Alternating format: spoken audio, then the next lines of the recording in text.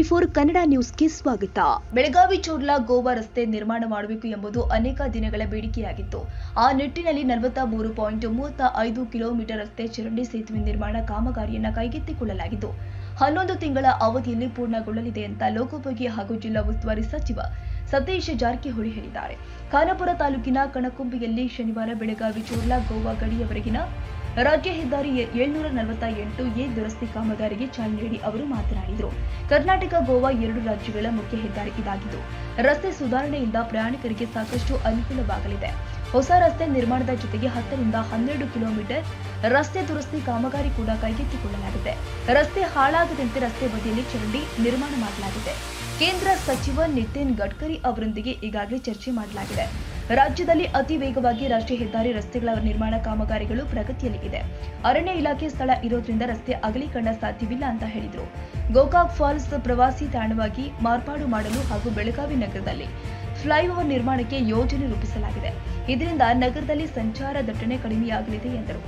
ರಾಜ್ಯದಲ್ಲಿ ಈಗಾಗಲೇ ಸಾಕಷ್ಟು ಅಭಿವೃದ್ಧಿ ಕಾಮಗಾರಿಯನ್ನ ಪೂರ್ಣಗೊಳಿಸಲಾಗಿದೆ. ಅದರಂತೆ ಹೊಸ ಬಜೆಟ್ನಲ್ಲಿ ಘೋಷಿಸಿರುವ ಅನೇಕ ಉತ್ತಮ ಯೋಜನೆಯನ್ನ ಜನರಿಗೆ ತಲುಪಿಸಲಾಗಿದೆ ಅಂತ ಸಚಿವ ಸತೀಶ್ ಜಾರಕಿಹೊಳಿ ಹೇಳಿದ್ದಾರೆ. ಇವತ್ತು ಬಹಳ ದಿನಗಳಿಂದ ನಿರೀಕ್ಷೆ ಒತ್ತಡ ಈ ಒಂದು ರಸ್ತೆ ಆಗಬೇಕಂತ ಸುಮಾರು ದಿನಗಳಿಂದ ನಾವು ಅಧಿಕಾರ ವಹಿಸಿಕೊಂಡ ನಂತರದಿಂದ ಕೂಡ ಇದಕ್ಕೆ ಕೂಗಿತ್ತು, ಬೇಗ ಈ ರಸ್ತೆ ಪುನರ್ ನಿರ್ಮಾಣ ಆಗಬೇಕಂತ. ಅದು ಕೊನೆಗೆ ಪೂಜೆ ಮಾಡುವಂತ ಒಂದು ದಿನ ಇವತ್ತು ಕೂಡಿ ಬಂದಿದೆ. ಈ ಕಾರ್ಯಕ್ರಮದಲ್ಲಿ ಈ ಭಾಗದ ಶಾಸಕರು ಆತ್ಮೀಯರಾದ ವಿಠಲ್ ಅಲೇಕರ್ ಅವರೇ, ವಿಧಾನ ಪರಿಷತ್ತಿನ ಸದಸ್ಯರಾದ ನಾಗರಾಜ್ ಯಾದವ್ ಅವರೇ, ಕನಕುಂಬಿ ಗ್ರಾಮ ಪಂಚಾಯತಿ ಅಧ್ಯಕ್ಷಿನಿ, ಉತ್ತರ ಶಾಸಕರಾದ ರಾಜು ಸೇಠ್ ಅವರು, ನಮ್ಮ ನ್ಯಾಷನಲ್ ಹೈವೇ ಉತ್ತರದ ಚೀಫ್ ಇಂಜಿನಿಯರ್ ಅವರು, ಅವರೆಲ್ಲ ಸಹೋದ್ಯೋಗಿಗಳು, ವಿಶೇಷವಾಗಿ ಎಲ್ಲ ಬಂದಂತ ಗ್ರಾಮ ಪಂಚಾಯತಿ ಸದಸ್ಯರಿರ್ಬೋದು, ಇತರ ಎಲ್ಲ ಆತ್ಮೀಯರು ಮತ್ತು ಮಾಧ್ಯಮದ ಮಿತ್ರರು, ಸುಮಾರು ದಿನಗಳಿಂದ ಈ ರಸ್ತೆ ಮಾಡಬೇಕಂತ ಅದು ಮಾಧ್ಯಮದಿಂದ ಕೂಡ ಒತ್ತಡ ಇತ್ತು, ಸಾರ್ವಜನಿಕವಾಗಿ ಒತ್ತಡ ಕೂಡ ಬಹಳಷ್ಟಿತ್ತು. ಪದೇ ಪದೇ ಪತ್ರಿಕೆಯಲ್ಲಿ ಕೂಡ ಇದು ವರದಿ ಆಗ್ತಾ ಇತ್ತು. ಬೆಳಗಾವಿಯಿಂದ ಶಾರ್ಟೆಸ್ಟ್ ರೂಟ್ ಇದು ಗೋವಾಕ್ಕೆ ಹೋಗ್ಲಿಕ್ಕೆ, ಮತ್ತು ಈಗ ಮೋಪಾ ಅಂತಾರಾಷ್ಟ್ರೀಯ ವಿಮಾನದಿಂದ ಆಗೋದು ಕೂಡ ಅದಕ್ಕೂ ಬಹಳ ಶಾರ್ಟೆಸ್ಟ್ ರೂಟ್ ಇದು. ಹೀಗಾಗಿ ನಾವು ಬಂದ ತಕ್ಷಣನೇ ಇದನ್ನ ಗಮನ ಹರಿಸಿದ್ದು, ಆದ್ರೆ ಆಗ್ಲಿಕ್ಕೆ ಇಲ್ಲಿವರೆಗೆ ಟೈಮ್ ತೊಳ್ತದ್ದು. ನಾವು ಬಂದಾಗಿಂದಲೇ ಇದನ್ನ ಬೇಗ ಮಾಡಿಸ್ಬೇಕಂತ ಪ್ರಯತ್ನ ಮಾಡಿ 2-3 ಸಾರಿ ಗಡ್ಕರಿಜಿ ಅವರು ಕೂಡ ಮನವಿ ಮಾಡಿದ್ದೀವಿ. ಅವರು 2-3 ತಿಂಗಳಿಂದ ಇದಕ್ಕೆ ಸ್ಪಂದನೆ ಮಾಡಿ ಸ್ಯಾಂಕ್ಷನ್ ಮಾಡಿ ಕೊಟ್ಟಿದ್ರು. ನಾವು ಟೆಂಡರ್ ಮಾಡಲಿಕ್ಕೆ 2-3 ತಿಂಗಳು ನಮಗೆ ಕಾಲಾವಕಾಶ ಹೋಗಿದೆ. ಇವು ಏಜೆನ್ಸಿ ಕೂಡ ಫಿಕ್ಸ್ ಆಗಿದೆ. ಈಗ ನಮ್ಮ ಚೀಫ್ ಇಂಜಿನಿಯರ್ ಅವರು ಹೇಳಿದ್ರು, ಇದರಲ್ಲಿ ಏನೇನು ಮಾಡ್ತಾ ಇದ್ದೀವಿ, ಯಾವ ರೀತಿ ಇದನ್ನ ಉತ್ತಮ ಗುಣಮಟ್ಟದ ರಸ್ತೆ ಮಾಡ್ತೇವೆ ಅಂತ ಹೇಳಿದ್ದಾರೆ. ಎಲ್ಲಿ ಅತ್ಯಂತ ಕೆಟ್ಟದಾಗಿದೆ ಅದನ್ನು ಸಂಪೂರ್ಣವಾಗಿ ತೆಗೆದು ಹೊಸದಾಗ್ತೀವಿ, ಇದ್ದದ್ದನ್ನ ಹಾಗೆಗೊಳಿಸಿಕೊಳ್ತೀವಿ. ಇದರಲ್ಲಿ ಬ್ರಿಡ್ಜ್ ಕೂಡ ಕಟ್ಟುವಂತ ಪ್ರಯತ್ನ ಮಾಡ್ತೀವಿ. ನಮ್ಮ ಚೋರ್ಲಾದಿಂದ ಹಿಡಿದು ರಣಕುಂಡೆವರೆಗೆ ಇದು ಸುಮಾರು 50 ಕಿಲೋಮೀಟರ್ ಹೆಚ್ಚು ಕಮ್ಮಿ ಆಗ್ಬೋದು. ಅದನ್ನ ಯಾಕಂದ್ರೆ ಮಳೆಗಾಲ ಒಳಗೆ ನಾವು ಮುಗಿಸ್ಬೇಕಂತ ಅದನ್ನ ಆದಷ್ಟು ಬೇಗ ಇದನ್ನ ಇವತ್ತೇ ವೇಳೆದು ಕೂಡ ಚಿಕ್ಕದಾಗಿ ಮಾಡಿ ಇದನ್ನ ಪೂಜೆ ಮಾಡೋಣ ಇವತ್ತು ನಿಗದಿ ಮಾಡಿದ್ದೀವಿ. ತಾವೆಲ್ಲ ಸಾಕ್ಷಿ ಆಗಿದ್ರೆ. ಮತ್ತು ವಿಶೇಷವಾಗಿ ನಮ್ಮ ಸರ್ಕಾರ ಬಂದ ಮೇಲೆ, ಸಿದ್ದರಾಮಯ್ಯ ಸರ್ಕಾರ ಬಂದ ಮೇಲೆ ಬಹಳಷ್ಟು ಕೇಂದ್ರ ಭೂ ಸಾರಿಗೆ ಸಚಿವರಾದ ನಿತಿನ್ ಗಡ್ಕರಿ ಭೇಟಿಯಾಗಿ ಸುಮಾರು 5 ಸಭೆಗಳನ್ನು ಮಾಡಿದ್ವಿ ನಾವು 9 ತಿಂಗಳಲ್ಲಿ. ಬಹುಶಃ ಇದು ನಿನ್ನೆದು ಹಿಡಿದು 6ನೇ ಬೆಳಗಾವಿ ಸಭೆ ಹಿಡಿದು 6ನೇ ಸಭೆಯನ್ನು ಮಾಡಿದ್ವಿ. ಸೊ ಪದೇ ಪದೇ ಅವರಿಗೆ ಯಾವ್ದು ನಮ್ಮಿಂದ ನಿಂತಿದೆಯಾ ಅಥವಾ ನಿಮ್ಮಿಂದ ಏನಾದ್ರು ತೊಂದರೆ ಇದೆಯಾ, ಸೊ ಒಂದೊಂದನ್ನು ನಮ್ಮ ಅಧಿಕಾರಿಗಳು ಕೂಡ ಸುಮಾರು ಸಾರಿ ಹೋಗಿದ್ರು. ಡೆಲ್ಲಿ ಕಳಿಸಿದ್ವಿ, ನಾವು ಸುಮಾರು ಸಾರಿ ಹೋಗಿದ್ದೇವೆ. ಬೆಂಗಳೂರಿನಲ್ಲಿ ನಮ್ಮ ಕಚೇರಿಯಲ್ಲಿ ಕೂಡ ನ್ಯಾಷನಲ್ ಹೈವೇ ಅಧಿಕಾರಿಗಳನ್ನು ಕೂಡ ಸಾಕಷ್ಟು ಸಭೆಗಳನ್ನು ಮಾಡಿದ್ವಿ. ನಿಮ್ಗೆ ತೊಂದರೆ ಇದೆ, ನಮ್ಮಿಂದ ನಿಮಗೆ ಸಹಕಾರ ಬೇಕಂತ ಹೇಳಿದಾಗ ಸುಮಾರು ಬಹಳ ಚಿಕ್ಕ ಪುಟ್ಟಗಳಿಂದ ಬಹಳಷ್ಟು ಸ್ಥಗಿತಗೊಂಡಿದ್ದು ಕಾಮಗಾರಿಗಳು, ಸಾವಿರಾರು ಕೋಟಿ ಕಾಮಗಾರಿಗಳನ್ನ ನಿಂತಿದ್ವಿ. ಅವನ್ನೆಲ್ಲ ಸರಿಪಡಿಸುವಂತ ಪ್ರಯತ್ನ ನಮ್ಮ ಕರ್ನಾಟಕ ರಾಜ್ಯ ಸರ್ಕಾರದಿಂದ ಮಾಡೋದ್ರಿಂದ ಈಗ ಬಹಳಷ್ಟು ವೇಗವಾಗಿ ನ್ಯಾಷನಲ್ ಹೈವೇ ಕೆಲಸ ರಾಜ್ಯದಲ್ಲಿ ನಡೀತದೆ. ಬಹುಶಃ ಹಿಂದೆ ಎಷ್ಟು ವೇಗದಲ್ಲಿ ಯಾವುದೇ ಸಂದರ್ಭದಲ್ಲಿ ಇಷ್ಟು ವೇಗವಾಗಿ ಕೆಲಸ ಮಾಡ್ತಾರೆ. ಯಾಕಂದ್ರೆ ಅದಕ್ಕೆ ಸ್ಪಂದನೆ ಮಾಡುವಂಥದ್ದು ಕಡಿಮೆ ಇತ್ತು ರಾಜ್ಯ ಸರ್ಕಾರದಿಂದ.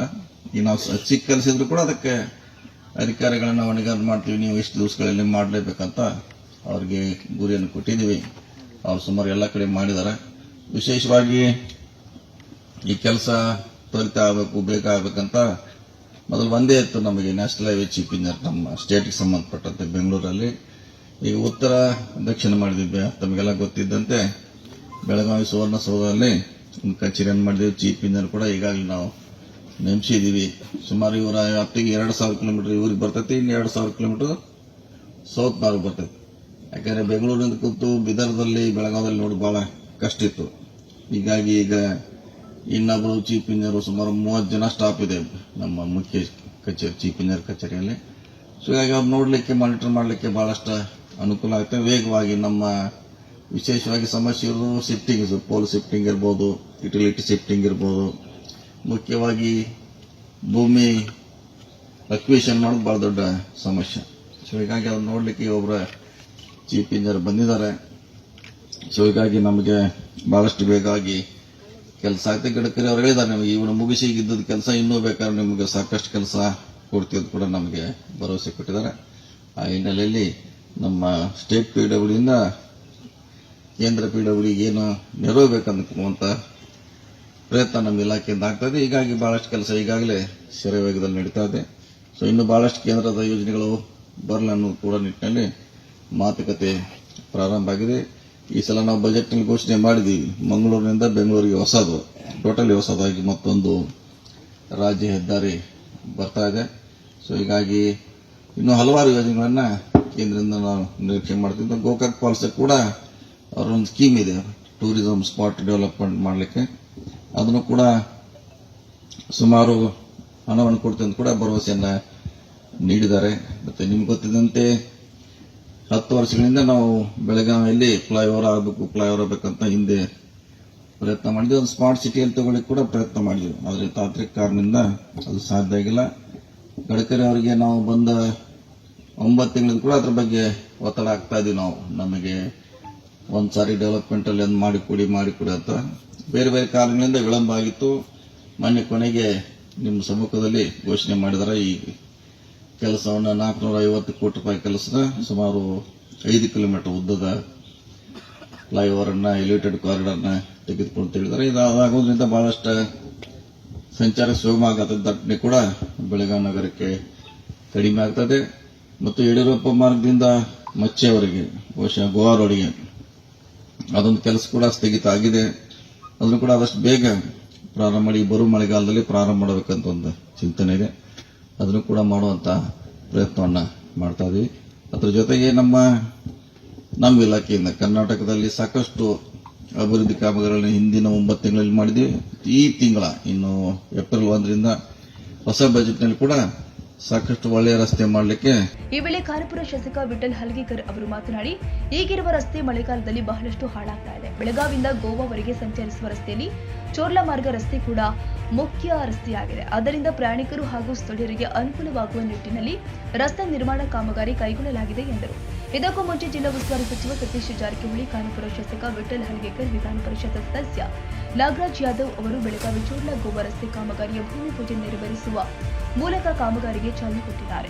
ಬೆಳಗಾವಿ ಉತ್ತರ ವಿಧಾನಸಭಾ ಮತಕ್ಷೇತ್ರದ ಶಾಸಕ ಆಸಿಫ್ ಸೇಠ್, ಕವರತ್ತಿ ಶಾಸಕ ವಿಶ್ವನಾಥ್ ವೈದ್ಯ, ಕಿತ್ತೂರು ಶಾಸಕ ಬಾಬಾ ಸಾಹೇಬ್ ಪಾಟೀಲ್, ವಿಧಾನ ಪರಿಷತ್ ಸದಸ್ಯ ನಾಗರಾಜ್ ಯಾದವ್, ಕಣಕುಂಬಿ ಗ್ರಾಮ ಪಂಚಾಯತಿ ಅಧ್ಯಕ್ಷ, ಉಪಾಧ್ಯಕ್ಷರು, ರಾಜ್ಯ ಹೆದ್ದಾರಿ ಮುಖ್ಯ ಇಂಜಿನಿಯರ್ ಸೇರಿ ಕಣಕುಂಬಿ ಗ್ರಾಮಸ್ಥರು ಕಾರ್ಯಕ್ರಮದಲ್ಲಿ ಉಪಸ್ಥಿತರಿದ್ದರು. ತಾಜಾ ಸುದ್ದಿಗಾಗಿ ಟಿವಿ 24 ನ್ಯೂಸ್ಗೆ ಸಬ್ಸ್ಕ್ರೈಬ್ ಮಾಡಿ ಮತ್ತು ಬೆಲ್ ಐಕಾನ್ ಒತ್ತಿ ತಪ್ಪದೇ ಲಿಂಕ್ ಶೇರ್ ಮಾಡಿ.